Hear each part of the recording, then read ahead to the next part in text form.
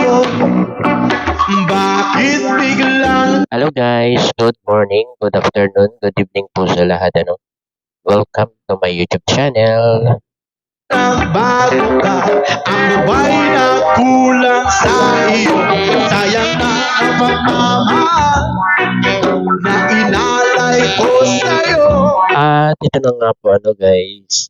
At bago tayo mag-start, pakisuportahan po ang ama ng Kalingap, Kuya Bal Santos Matubang, Ate Edna Vlogs at Kalingap Rob. Bakit ikaw ngayon ay Ang ating topic po ngayon ay isang fan na nanggagalaiti talaga sa sobrang galit. biglang na Hindi natin alam kung saan siya kumukuha ng ganitong galit sa beneficiary ni Kalingap Edu at kay Kalingap Edu na rin guys, no? alaw? Bakit kung sino ba ang siyang At sinabi pa nitong babae na to na si Aling Rose na ginagamit lang daw ni Kalingap Edu si Beyonce para sa views. marunong magmahal ay siyang Grabe guys, no? Grabe itong babae na to talaga. Walang ibang magawa kundi ang patikusin si Kalingap Edu. Siguro ito talaga ay likas na bashers na talaga ni Kalingap Edu madalas maiwan na or isa itong one-sided na sinisira si Kalingap Edu para hiwalayan ang ating Lady Beyonce. di alam ang dahilan bakit At siguro akala niya na mapapaniwala niya ang ating Lady Beyonce ay sorry napakatibay na ng haligi itong dalawang ito guys kung sino ba ang siyang marunong magmahal. grabe si ate kay Early kung ano talagang sinabi niya baboy daw si Early kasi ba mataba si Early kasi kaya nasabi niya na baboy Ay siyang madalas hindi kaya mas baboy siya sa kanyang mga pinagsasasabi na walang katotohanan, walang resibo kung bakit niya inuugnay si Early kay Kalingap Edu. maiwan nang di alam ang dahilan. Na hindi niya siguro alam or nagtatanga-tangahan lang siya na bawal ligawan ng scouter ng ang kanyang beneficiary guys, di ba? Sayang lang ang pagmamahal. Siguro nga likas na bashers lang ito ni Kalingap Edu napilit sinisira ang EDC, no? Grabe itong si Ma'am Rose na to.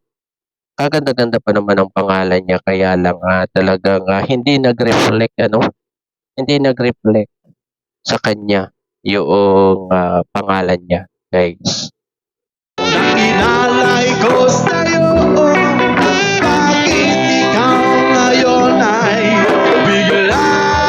Gusto ko ngang lagyan ng mukha niya ito kaya lang baka tayo madali guys na kaya tama lang na itong kanyang profile sa FB ang ating nilagay guys. Naaalala ko At kailan kaya matitigil ang pag-i-issue kay Kalingap Edu dito sa kanyang mga beneficiary guys.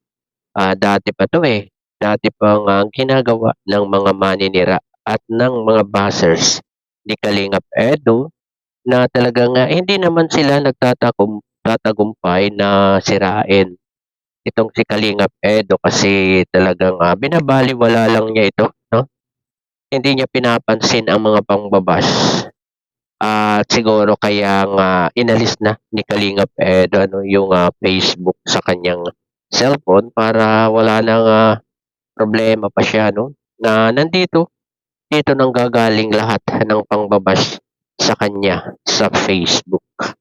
ang nagdaan kahapon dahil lumipas na. Di Grabe talaga itong si Aling Rose na 'to 'no.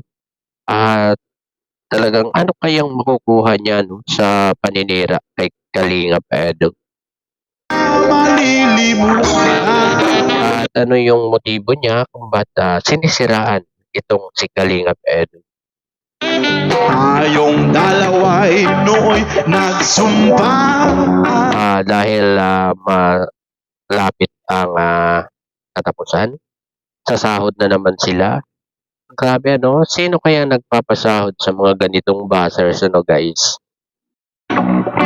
Nasadyang ikaw Pinagkakakitaan ang paninira sa isang, napakabait na tao ano, na katulad ni Kalingap Edo.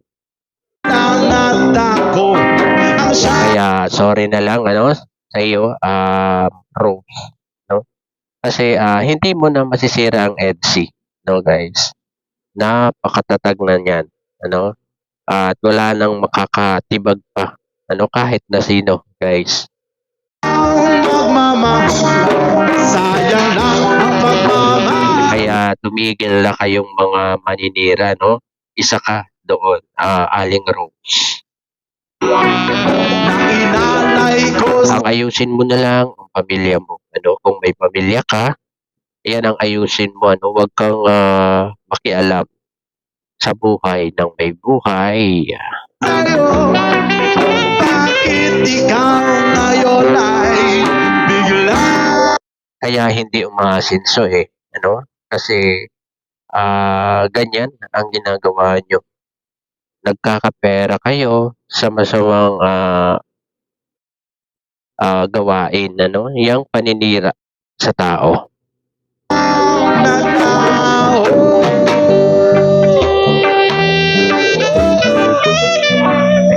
Kung baga ang ginagawa nyo lang ay kabutihan, ano? Kung taga-suporta ka ni Beyonce, support mo na lang siya, no? All the way. Hindi yung may sisiraan ka pang tao porque ayaw nyo doon sa isang tao, sisiraan nyo na dyan sa inyong iniidolo na ang inyong iniidolo naman ay hindi naniniwala sa inyo. Kaya sayang lang, no? Sayang lang ang mga lumalabas sa inyong mga tinta ng ballpen or tinatype ng inyong mga daliri, ano? Sayang. Kasi nababaliwala yan kasi hindi naman yan iniintindi ng aming Lady Beyonce, ano po. At kung totoong one-sided kayo, ano, kung totoong sumusuporta kayo kay Beyonce, dapat lahat ng gusto ni Beyonce ay sinusuportahan nyo din, guys.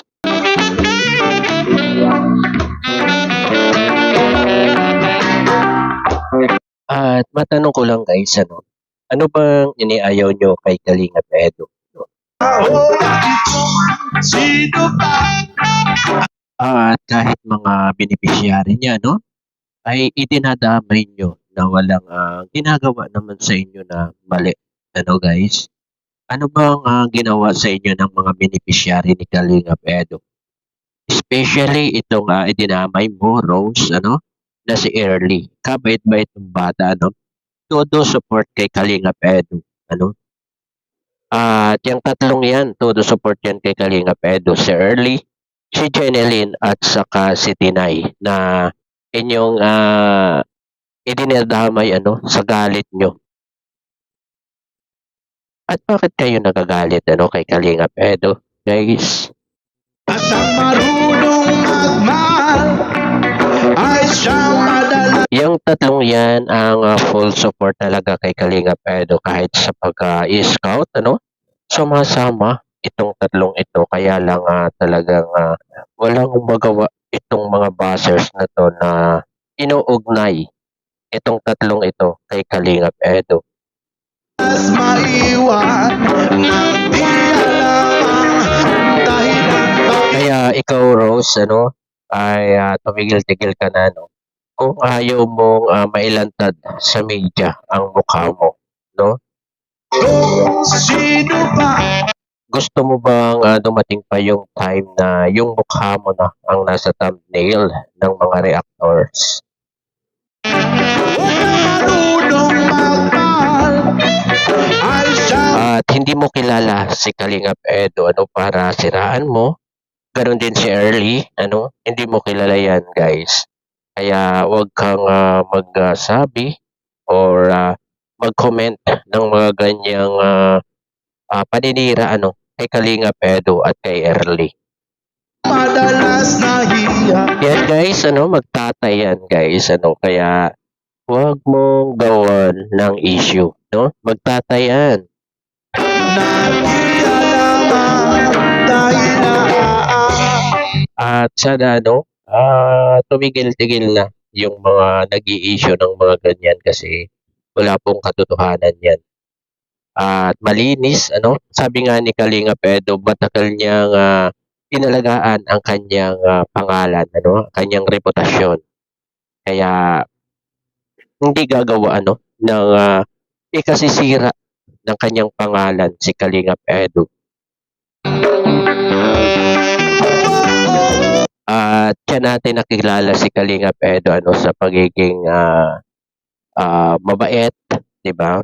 Ma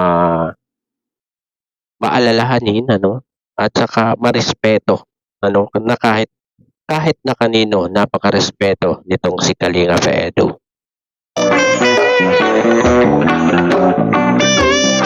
Kaya mayang mga nang babash ano ay tumigil na kayo guys ano nag-aaksaya lang kayo ng mga laway nyo ano sa kasasabi niyang mga ganyan sa pag-uugnay ano sa mga beneficiary niya no at ang tanging alam naming mga solid ano na mga EDSI ay si Biancy lang talaga ang kanyang iniibig no guys at napanood nyo ba yung upload ni Kalingap Edu?